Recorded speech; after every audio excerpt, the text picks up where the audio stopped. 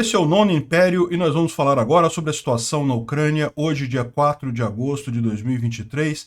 São 8 horas da manhã aqui no Rio de Janeiro, 2 horas da tarde lá em Kiev. E nós tivemos uma triste notícia de ontem para hoje. Um soldado brasileiro que estava lutando do lado ucraniano acabou de ser morto em Bakhmut no dia de ontem. Muito triste pelo Antônio. Meus sentimentos à família e aos amigos. Saibam que ele não morreu em vão. Essa guerra é a guerra mais importante da nossa geração. Também tivemos um ataque muito grande dos ucranianos aqui no porto de Novorossiysk.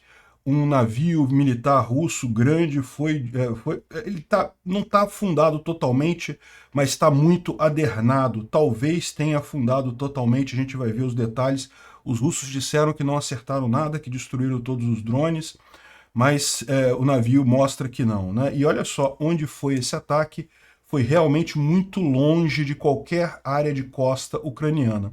Não se sabe se os ucranianos lançaram os drones a partir aqui da região de Odessa para atingir esse porto aqui, ou se teve algum navio intermediário fazendo esse processo, né? Também tivemos ataque aqui na região de Feodosia, na Crimeia. Nessa região aqui tem uma grande refinaria, um depósito de óleo muito grande usado pelos russos aqui na Crimeia, e os russos disseram que abateram todos os 13 drones ucranianos, mas, de novo, a gente tem imagem de um drone, pelo menos, atingindo o alvo lá, atingindo a refinaria na região, né?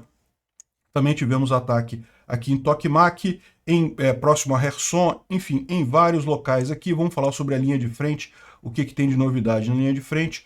Vamos falar também sobre os russos que estão absolutamente chateados porque o exército ucraniano contratou uma porta-voz transgênero para falar com o público americano, né?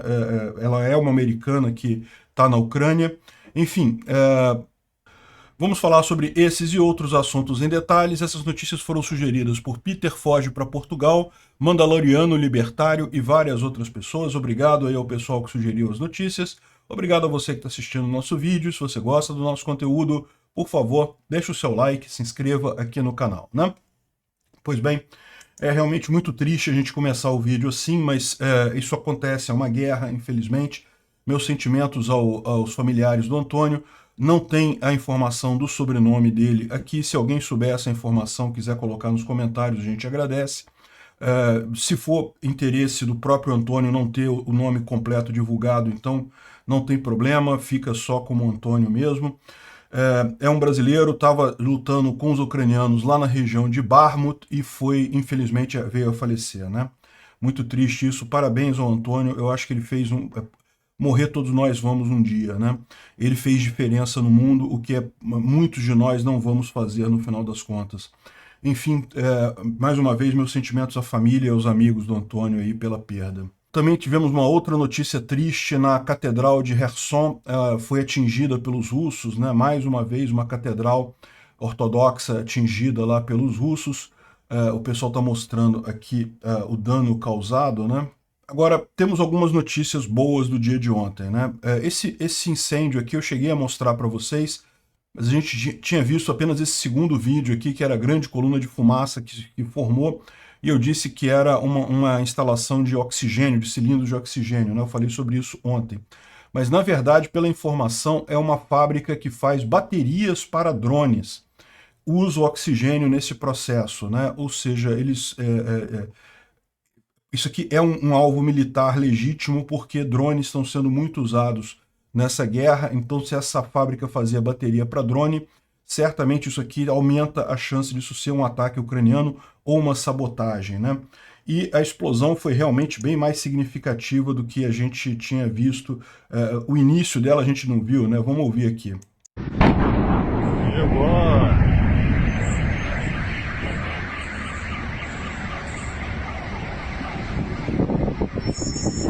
Realmente é impressionante ali o tamanho da explosão, né? Realmente uma coisa enorme ali, né? E, bom, a grande notícia do dia foi o ataque ucraniano ao porto de Novorossiysk. Novorossiysk é esse porto aqui na região do Cáucaso, é o maior porto russo em território russo mesmo, né? Em tese, Sevastopol é maior, mas Sevastopol não pertence aos russos, né? Está só ocupado temporariamente. Então, o porto russo que os russos têm aqui no Mar Negro, o maior deles é esse porto de Novorossiysk. É um porto militar, tem navios militares aqui, e os ucranianos conseguiram fazer um ataque com muito sucesso, né? Foi um ataque com drones aéreos e navais, aqueles drones navais ucranianos. Inicialmente, os russos disseram que derrubaram e destruíram todos os drones, que não teve nenhum dano, que não causou nada. Mais uma tentativa falha da Ucrânia, né? Só que, olha só, a Ucrânia divulgou uns videozinhos aqui interessantes. Olha só esse vídeo aqui. Um navio grande aqui, né? O drone está chegando.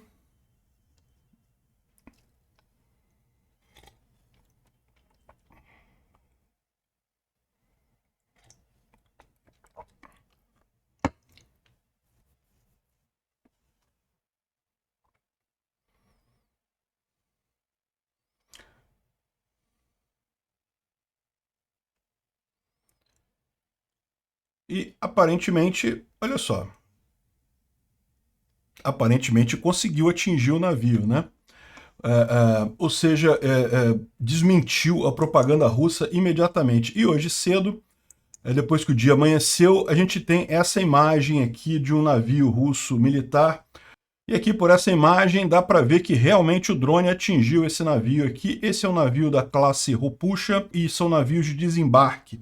Ou seja, se os russos pensavam, e talvez eles tenham pensado nisso no início da guerra, em fazer um desembarque anfíbio em Odessa ou em alguma outra região, agora eles já têm menos um navio para fazer isso. Não conseguiriam também naquela época, porque as defesas ucranianas não permitiriam isso, né?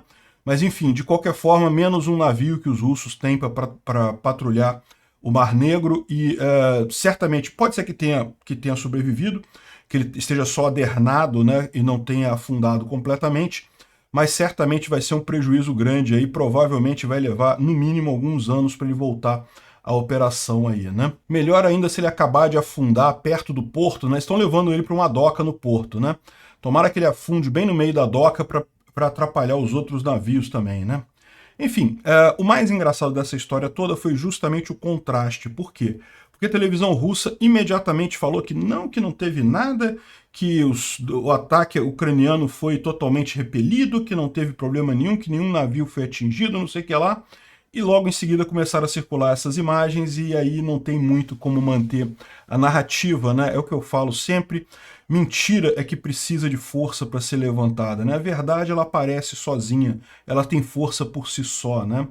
Enfim, apareceu isso aqui, deixou todo mundo, os bloggers militares russos, tá todo mundo chorando que não, mas não atingiu de verdade, coisa e tal. Já estão falando que não, que isso daí foi um acidente que aconteceu depois, não teve nada a ver com o ataque, né? Dmitry estava fumando de novo na casa de máquinas e coisa e tal, aquele negócio todo que... Enfim, a gente sabe como é que é a propaganda russa, né? Não tem como esconder. Olha só o navio totalmente adernado, totalmente tombado aqui. Pode ser que consiga sobreviver? Pode ser que consiga sobreviver, né? Que eles consigam reparar o navio e coisa e tal e botar ele para operar de novo. Mas não vai ser uma coisa fácil, não. Isso daqui é a cronologia da coisa, né? O Necromancer estava falando aqui sobre os primeiros avisos, né? O pessoal sabia que tinha alguma coisa acontecendo, né? Aí os drones sendo destruídos, aí os russos falando que não teve nada. Aí pronto, apareceu o navio. E olha só, do jeito que tá esse navio aqui, ele tá quase já entrando água nele já, né? Não sei se esse navio sobrevive não, hein? Capaz desse negócio afundar. E esse vídeo aqui, a pessoa que está gravando o vídeo está falando que parece que ele está cada vez mais tombado, cada vez mais adernando, né? A situação definitivamente não está boa, né? E aqui foi as notícias na manhã russa, né? Que todos os ataques foram repelidos, não teve morte, está tudo bem, não teve nenhum problema e coisa e tal. Né, eles falando na televisão russa isso, e aqui, ó, houve um banimento temporário de movimentação de navios no porto de Novorossiysk, e não sei o que lá, mas não teve nada danificado, tudo está funcionando normalmente, coisa e tal. Pois é, né? Aí pegou mal por quê? Porque eles falaram isso tudo e logo depois começaram a circular as imagens do navio totalmente tombado, né? Aqui, ó. Aí começa a ter o problema do enfrentamento ao sentimento, né? Como que você lida com o sentimento? Aí aqui, olha os russos falando aqui, ó. Deixem os ucranianos rirem, porque o drone deles afundou, o nosso navio ainda está flutuando e coisa e tal. Depois alguém explica para ele qual é o conceito de drone suicida, né? O drone é baratinho, né? O nosso drone custou merreca, o do navio deles custa uma fortuna e está afundando, tá totalmente inutilizado do jeito que está lá, né? Ou seja, no final foi um ataque sim com muito sucesso ali. Não foi o único não, tá? Ao mesmo tempo os ucranianos fizeram um ataque aqui em Feodósia, que é aqui na Crimeia, e numa instalação de armazenamento de óleo e gasolina lá, e aí de novo aqui a mesma coisa. Os russos disseram que destruíram todos os drones, que foram 13 drones aéreos ucranianos tentando atingir, e realmente dá para ver a defesa antiaérea aqui atingindo alguma coisa. Então, alguma coisa eles conseguiram de fato derrubar aqui na região de Feodósia. Mas a gente tem vídeo também mostrando que alguma coisa foi atingida. Olha só, vou tocar para vocês aqui. Não! Isso daí não é barulho de defesa antiaérea, não. Isso aí, algum drone atingiu o alvo ali. Pode ser que tenha sido só um que tenha atingido o alvo.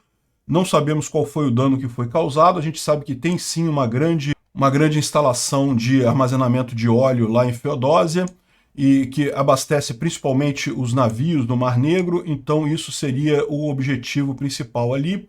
E aqui tem uma imagem que alguma coisa sendo atingida aqui, ó. Aqui, ó. Em algum momento aqui, ó, alguma coisa foi atingida aqui, ó. Nesse momento, um drone, pelo menos, atingiu o alvo ali na região de Feodósia, né?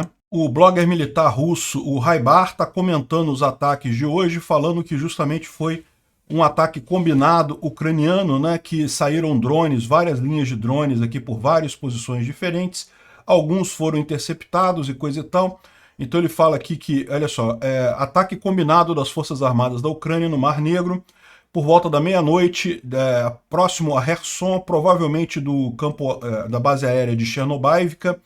2 a 4 grupos de Mujin 4 Pro drones, né, ou seja, pelo menos 18 drones, foram lançados na direção da Península da Crimeia. Um dos grupos moveu através de Armiansk e do cabo Tarrankut. O outro foi por Chaplinka e Chongar, em direção a Feodósia. Os primeiros 6 drones foram derrubados pela defesa eletrônica em torno de Chaplinka, né? Então o que ele está dizendo aqui, Armiansk aqui, né? E o cabo que ele falou é esse cabo aqui.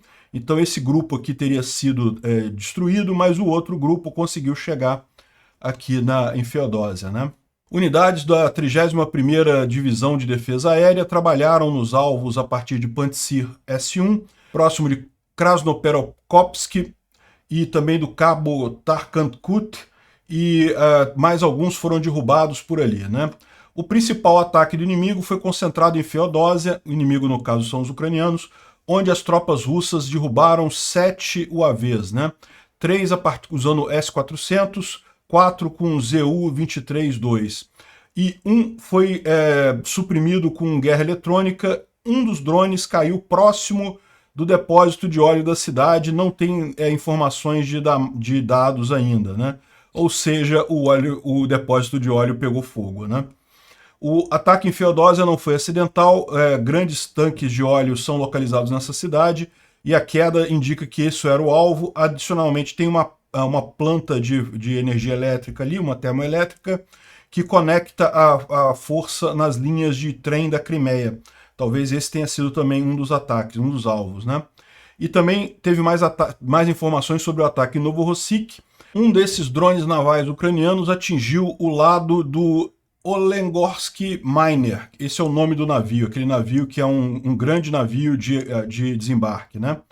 Como resultado, um dos compartimentos foi afundado, mas o navio ainda está flutuando e será restaurado depois de reparos. Nesse caso, é curioso que o drone chegou no navio sem nenhum ataque. A tripulação do navio provavelmente não esperava um ataque, e como resultado disso não tomaram medidas para destruir o drone, né? E também isso fala sobre a necessidade de botar metralhadora nos navios e coisa e tal. Ou seja, no final das contas, foi um ataque com muito sucesso aqui, os próprios russos reconhecem, né? E teve mais também. Ontem teve também um grande ataque aqui em Tokmak. Olha o tamanho dessa coluna de fumaça aqui. Isso aqui é muito grande, gente. Está sendo filmado a muita distância. É uma coluna enorme. E segundo diz o pessoal aqui, foram suprimentos militares e armamentos que foram destruídos ali na cidade de Tokmak, que é a cidade que está temporariamente ocupada pelos russos aqui por bem pouco tempo. Os ucranianos já estão chegando por aqui já. Daqui a pouco liberam Tokmak, mas por enquanto ainda está na mão dos russos. Ainda tem é muito usada para esse tipo de coisa, né? Muito usada para logística da linha de frente ali na região. Além disso, teve também um ataque aqui próximo a Kherson, na cidade de Dnipriane. Essa cidade aqui fica próxima de Nova Kakhovka, ao lado de Nova Kakhovka. Teve também um grande ataque aqui. Essa é a explosão naquela região ali de Dnipriane. E aparentemente também foi um depósito de munição e armamentos e coisa e tal. A gente não tem mais informações sobre isso, mas é ali na cidade de Dnipriane, né? Também houve um grande ataque hoje, essa noite, em locais ali na cidade de Kriminá. Kriminá fica bem aqui ao norte, essa cidade tomada pelos russos. E a gente falou sobre a ofensiva russa que tentou avançar aqui sobre Torsk, não conseguiram, né? Os ucranianos já repeliram uma parte, isso aqui já retomaram uma parte desse território aqui que tinha sido tomado pelos russos. A cidade de Kriminá também é uma base russa muito forte e aparentemente também foi alvejada essa noite, visando principalmente grupamentos de pessoal. Eles sabem que tem 10.300 russos ali em Kriminá, mas não se sabe sobre quantos foram atingidos por esse ataque ucraniano nessa noite, né?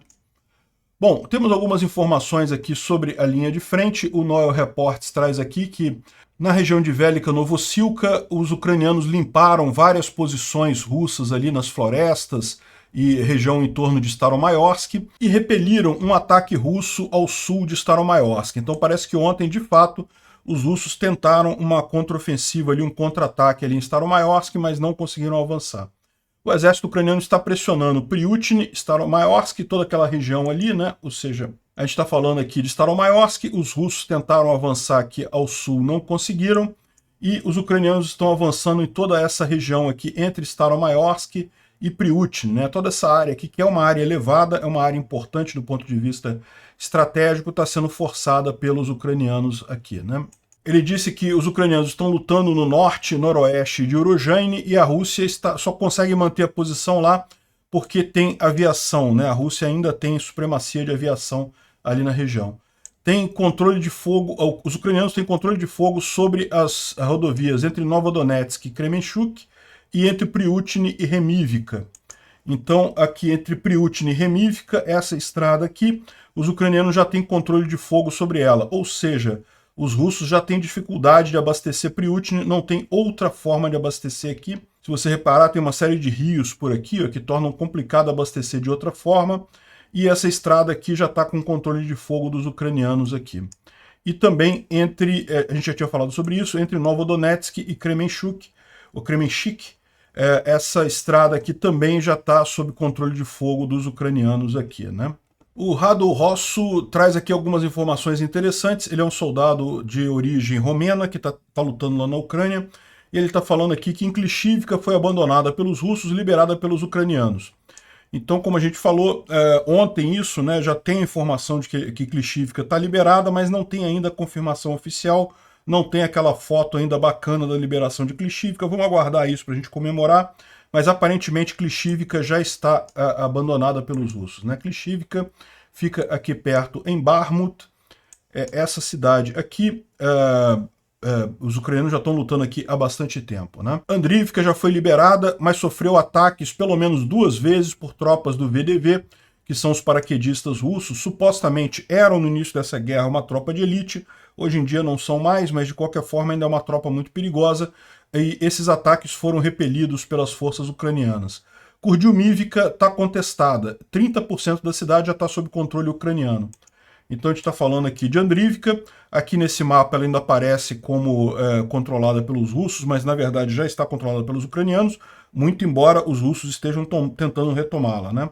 E Kurdyumivka, mais aqui embaixo também, já estaria sob controle dos ucranianos já pelo menos uma parte da cidade e o resto é contestado, né? Como ele está dizendo aqui, a gente já falou, a essa altura os ucranianos podem se mover para Optiny e cortar uma das 3 linhas que alimentam as tropas russas ali em Bakhmut, a T-0513, E no norte, também em Krasnahorá, os ucranianos já estão conseguindo impedir o abastecimento por lá. Então sobra apenas a T-0504, que os russos ainda poderiam usar para abastecer Bakhmut, né? Repara como é que a situação está quase que se invertendo, né? Da mesma forma que os russos começaram a cortar todas as linhas de abastecimento dos ucranianos até sobrar só uma, a O-0506, agora os ucranianos estão fazendo o mesmo movimento até sobrar só uma estrada T-0504. Vamos ver isso aqui no mapa. O que ele está falando justamente é que os ucranianos podem avançar em Optiny e cortar a T-0513. Aqui ao norte também eles já não permitem o abastecimento por essas outras estradas aqui. E a que sobraria seria justamente essa daqui, que é essa M3 aqui que eles colocam, que está com o nome de T-0504, né? Então, ou seja, a situação dos russos vai ficar complicada ali em Bakhmut muito em breve, né? A contraofensiva lá em Zaporizhia, no eixo de Vasilivka, os ucranianos continuam avançando em direção a Luhov, que é a poucos quilômetros de Vasilivka, que é um ponto importante de logística, né? Ele escreveu aqui Valikivka, ele certamente se enganou na hora de digitar no teclado, é Vasilivka, é essa região aqui, né? A gente sabe que os ucranianos já têm Lobkov, já tem Piatihatsky, Jerebianki está abandonada pelos dois lados, e os ucranianos estão avançando aqui em direção a Luhov, justamente visando Vasilivka. Vasilivka é um hub muito importante nessa região aqui, certamente permite um avanço para Melitopol e também aqui em direção a Enerhodar, né? Na direção ali de Orihiv e Tokmak, o exército ucraniano quebrou uma das linhas fortificadas russas entre Robotny e Verbov. Os mapas não estão atualizados com essa linha. Então o que ele está dizendo aqui é que essa linha aqui entre Verbov e Robotny teria sido rompida aqui, né? Uma linha que existiria aqui, mas não aparece nos mapas. Em Velika Novossilka, os russos tentaram recapturar Staromayorsk, falharam. Urozhaine é contestada e os ucranianos não estão avançando no vilarejo, mas a leste desse vilarejo e provavelmente com tropas de reconhecimento abordando já Staronlinivka, né? Lá na região de Kherson, a cabeça de ponte lá em Olesk está aumentando. Os russos não conseguem eliminar, já tem praticamente 2 companhias ucranianas inteiras. Uma companhia é aproximadamente aí 100 homens, ou seja, estamos falando de 200 ucranianos já na margem esquerda do rio de Dnipro, né? E ele está falando aqui para prestar atenção em Rola Pristan, porque pode ser dali que surge uma nova cabeça de ponte ucraniana na região, né? Então, a gente está falando aqui de Olesk, né? Olesk nessa região aqui já tem uma cabeça de ponte conhecida, que tem toda essa área aqui nas mãos dos ucranianos, inclusive por aqui. E Rola Pristan fica mais aqui ao sul, mas você lembra, agora os ucranianos controlam a maior parte dessas ilhas aqui no delta do rio de Dnipro, né? Então é possível que realmente surja alguma outra grande cabeça de ponte nessa região aqui. E ele fala também sobre o drone que supostamente caiu na Romênia, né? Ontem, lembra que teve o ataque ao porto de Ismail, o porto ucraniano de Ismail, e segundo relatos, um drone russo teria passado pela Romênia, inclusive destroços teriam caído nessa cidadezinha aqui, ó, de Cetalchoi, uma cidadezinha pequena ali perto da Romênia, né? Diz que moradores da cidade viram os drones passando em cima da casa deles e caiu um pedaço de drone ali perto da casa deles, né? E como eu falei no meu short de ontem, isso lógico que seria mais do que suficiente para acionar o artigo 5º da OTAN, mas eu não acredito que isso vá acontecer, tanto que a gente já tem informações do governo romeno dizendo que não passou nenhum drone não, coisa e tal. É lógico, a OTAN não quer se envolver nessa guerra, essa guerra está muito boa do jeito que está para a OTAN, né? O exército russo está sendo destruído e a OTAN não está precisando perder nenhum soldado nisso daí, né? Então é o que eu falo. Eu entendo isso, eu acho perfeitamente justo, mas é mais um motivo para a OTAN armar cada vez mais a Ucrânia. Já que está sendo tão bom para a OTAN, pelo menos manda bastante armamento para o pessoal, né? Enfim, o pessoal da Cartina Maslon aqui está trazendo uma informação sobre onde é que estão as tropas russas aqui nessa região, né? E aí eles colocam aqui a distribuição de cada brigada russa que está por aqui, inclusive a reserva que tem aqui em Tokmak. Então aqui tem reserva, mas repara que aqui não tem reserva, e aqui na região de Vuhledar, ele fala que não sabe nem o que tem aqui. Talvez só tenha 2 pelotões aqui da 150ª e da 40ª Batalhão de Marines, só tem esses batalhões aqui, e talvez por isso que os ucranianos decidiram expandir a linha de frente aqui em Velika Novosilka mais para leste, né? Os ucranianos já estavam forçando aqui em Velika Novosilka, né, contra o 36º, a 36ª Brigada, na verdade, né, no encontro aqui, que é onde eles estão avançando aqui. Mas o que acontece? Eles começaram agora a atacar Vuhledar. Vuhledar já é aqui. E talvez esse tipo de avanço para o lado de cá seja justamente para aproveitar a fragilidade que tem aqui e o fato de que não tem reservas como tem no lado aqui de Oryhiv e Vasilivka, né? Rompendo essa primeira linha aqui não vai ter nada, daí a expansão ucraniana para esse lado de cá, né?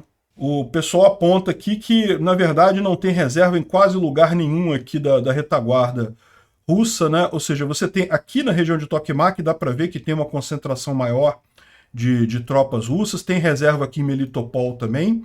Então nessa região aqui tem uma quantidade grande de reservas, mas se você olhar essa região aqui, depois da linha de frente, basicamente não tem nada até chegar a Mariupol ou Berdiansk, provavelmente é essa a estratégia ucraniana nessa região aqui, né?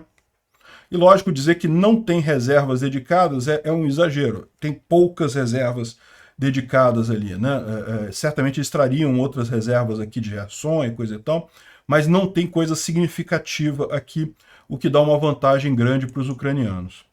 Bom, o Instituto para Estudo da Guerra, ele fala sobre os ataques de drones que foram feitos ontem em Kiev, mas isso não é novidade para a gente, fala um pouco sobre o comandante, o Teplinsky, que é o comandante das forças paraquedistas lá da Rússia, e também falou sobre o processo contra o Igor Girkin, ou Igor Strelkov, que foi colocado em segredo de justiça. Mas enfim, não tem nada muito interessante aqui hoje. Bom, isso aqui é uma coisa muito triste. Um dos ataques feitos com o míssil Ra-55 russo foi justamente um dos mísseis que os ucranianos devolveram para Moscou em 1999. Né? Vocês sabem, em 1994, a Ucrânia assinou um grande tratado com a Rússia, Estados Unidos e Inglaterra, chamado Memorando de Budapeste, em que a Ucrânia abriu mão de suas armas nucleares, mas não só isso, de boa parte do seu arsenal militar em troca da proteção dessas 3 grandes potências, Rússia, Estados Unidos e Inglaterra, a integridade territorial dela. Então, para você ver como é que papel assinado por russo não vale nada, né? Os Estados Unidos e a Inglaterra respeitaram a integridade territorial da Ucrânia, mas não respeitaram o memorando não, porque o memorando eles deveriam intervir nessa guerra, deveriam estar lutando do lado da Ucrânia nessa guerra, né? A Rússia ignorou totalmente o papel assinado. E o pior, muitos dos equipamentos, dos mísseis que foram enviados para a Rússia, né, nessa época, por conta desse memorando, acabaram sendo usados pela Rússia contra a Ucrânia agora, né? Para você ver o cúmulo do absurdo isso daí, né? Bom, os russos agora têm um novo problema. O blog Dois Majores fala aqui que os ucranianos começaram a jogar pequenos dispositivos eletrônicos que simulam o som de metralhadora, né? Então, durante um ataque a uma trincheira, por exemplo, eles vão com um drone e jogam um barulhinho, um negócio que fica fazendo barulho de metralhadora atrás dos russos. E daí os russos ficam confusos porque não sabem de onde é que está vindo o tiro e coisa e tal. Olha só, não deixa de ser um negócio bastante interessante, né? Eles estão falando isso daqui lá em Bakhmut, né? Justamente aqui, ó, os ucranianos têm um novo truquezinho. Eu experimentei pela primeira vez durante uma tarefa aqui. Eles jogam dos drones uma espécie de carga imitando um tiro de metralhadora, né? É um dispositivo que explode mesmo, mas faz mais barulho, né? E eles começam a botar isso em diferentes direções e parece que você está cercado de todos os lados. Você acaba perdendo a orientação e coisa e tal. Mas não, isso é só pirotecnia, né? Não tem, é muito parecido com som de metralhadora. Bom, a gente acabou já falando sobre isso daqui, né? Mas como eu disse, houve a informação de que os mísseis que atacaram o porto de Ismail na Ucrânia teriam atravessado o território da Romênia, né? Ismail fica aqui.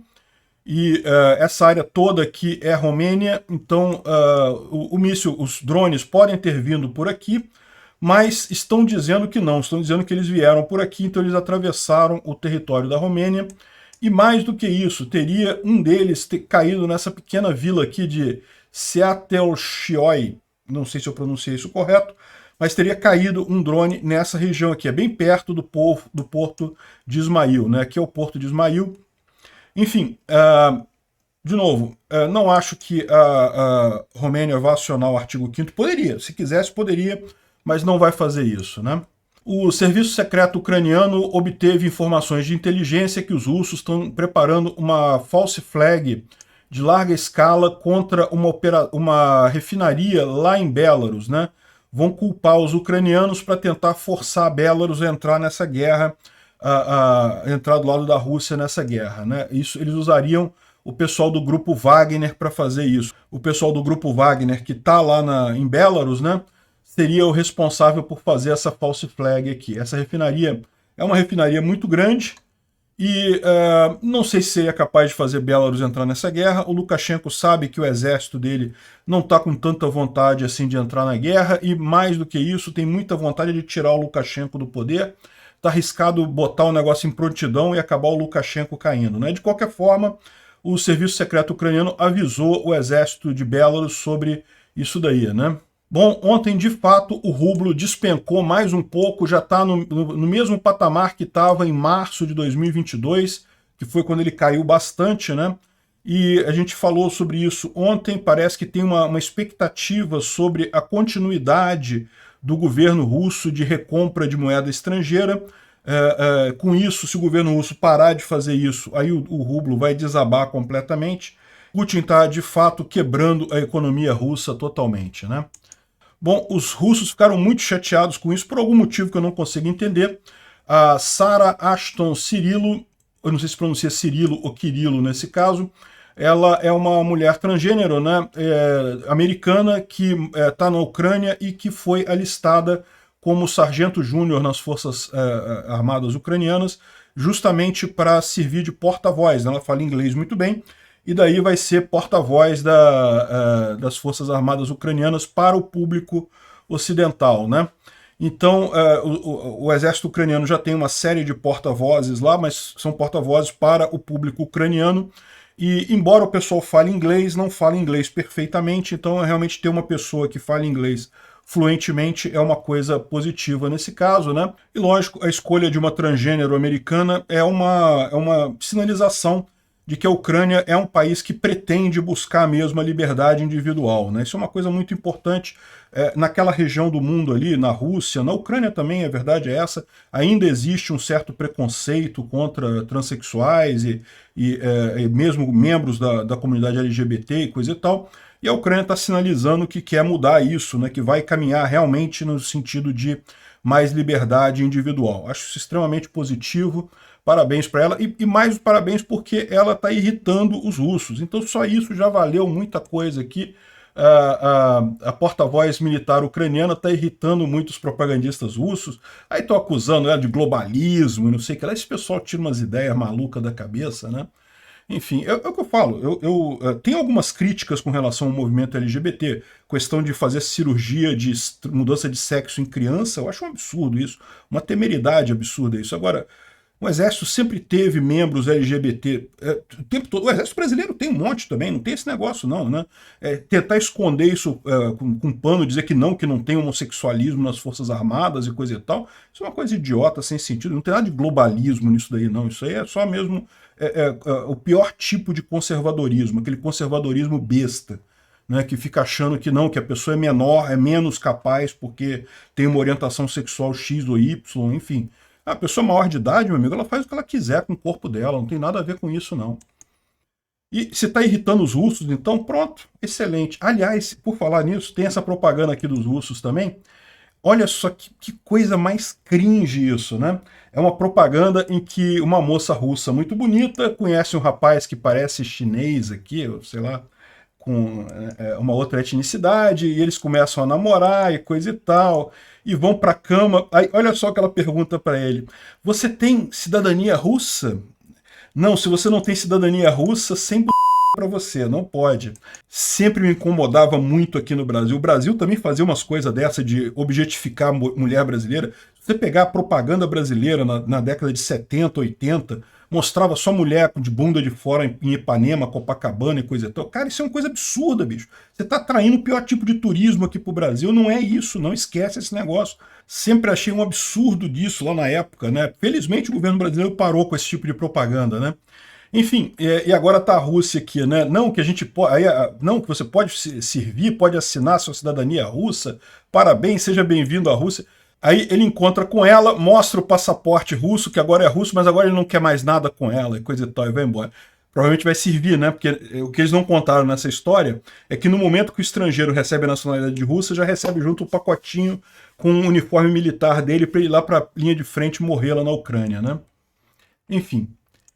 E isso daqui é uma outra curiosidade russa muito engraçada, né? Vocês sabem que é muito raro sanitário na Rússia, né? Até banheiro mesmo nas casas na Rússia. É lógico, em Moscou, grandes cidades russas são iguaizinhas no Ocidente, São Petersburgo, Moscou e coisa e tal. Mas no interior da Rússia, né, é muito raro você ter banheiro. O pessoal está acostumado a cagar no buraco, né? E aí o russo chegou no lugar ali, viu esse negócio aqui, ele não sabe usar essa coisa, o que ele fez? Ele fez um suporte aqui para ele conseguir cagar no buraco de novo, usar o banheiro como eles estão acostumados lá na Rússia, né? Aqui no Brasil a gente não pode falar muita coisa, porque também tem muito interiorzão por aí, que certamente tem gente que usa desse mesmo jeito também, né? Mas a maior parte do interior aqui no Brasil, o pessoal já sabe usar sanitário, né? Já tem banheiro em casa, né? Enfim. Obrigado por assistir o vídeo até o final. Se gostou do conteúdo, não esqueça de deixar o seu like, isso ajuda o canal a crescer e a chegar para mais gente. Se não gostou, deixe o dislike e explique nos comentários como podemos melhorar. Comente também sugestões de temas que podemos trazer por aqui. Comentários insultuosos ou defendendo ditaduras e criminosos de guerra serão sumariamente bloqueados. Agradeço a compreensão. Se ainda não é inscrito no canal, considere se inscrever clicando no botão inscrever-se abaixo e marcando a campainha para todos os avisos. Se quiser ajudar o canal, veja no nosso site como você pode fazer isso.